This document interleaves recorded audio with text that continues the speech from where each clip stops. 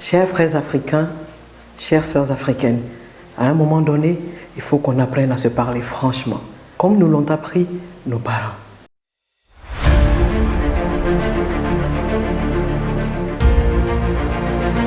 Voyez-vous, la semaine dernière, il y a eu un ballet de passage à la grande tribune de l'ONU, où nous avons vu des chefs d'État, des chefs de gouvernement prendre la parole à tour de rôle. Et chacun, ce qui le concerne, venait parler des sujets et centres d'intérêt qui intéressaient son peuple lui-même, au nom d'un peuple. C'est pour rappeler qu'à chaque fois qu'on aura besoin de personnes pour faire écho de ce que nous pensons, de ce que nous voulons, des perspectives et de nos ambitions, rappelons-nous que ce sont des personnes ordinaires, qui se sont donné des moyens, qui ont pris une décision qui est celle de participer à faire écho de ce qu'on estime être un message global pour un continent. Je dis que je n'aime pas l'histoire.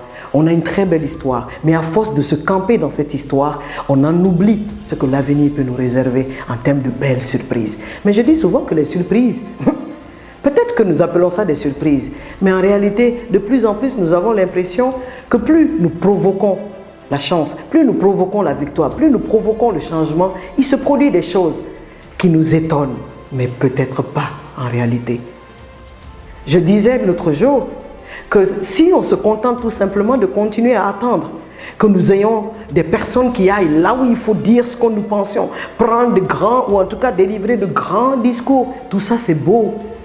Mais est-ce qu'on nous dit que pour être parmi ceux-là qui font écho de la voix d'un Africain ou d'une Africaine, il faut être un Africain que les gens détestent, qu'on va combattre, qu'on va rejeter, qu'on va trouver qu'il est sale, qu'il est malhonnête parce qu'il a choisi de faire de la politique pour ses convictions, pour ses pensées, qu'elles soient fausses ou vraies.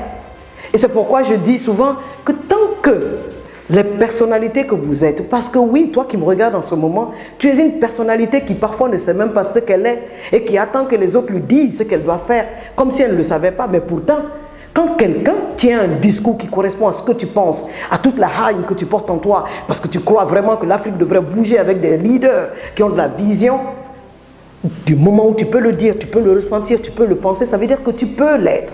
On va le répéter combien de fois? Nous avons de grands entrepreneurs, des multinationales qui s'élèvent, qui se créent.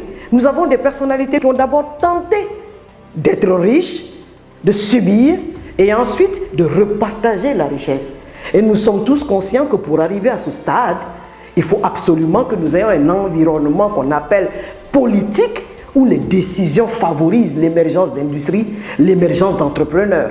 Combien d'entre nous se donnent les moyens de se rappeler que si on apprend à certains à devenir entrepreneurs, à quel moment on vous apprend à être des dirigeants qui peuvent créer cet écosystème? C'est facile d'applaudir ou de détester ou de critiquer, mais à quel moment tu te poses la question à savoir, au fond, si j'en veux à un être humain ordinaire comme moi, ça veut dire que je peux aussi devenir un dirigeant ou une dirigeante. À quel moment on s'oublie et qu'on fasse porter nos espoirs à d'autres?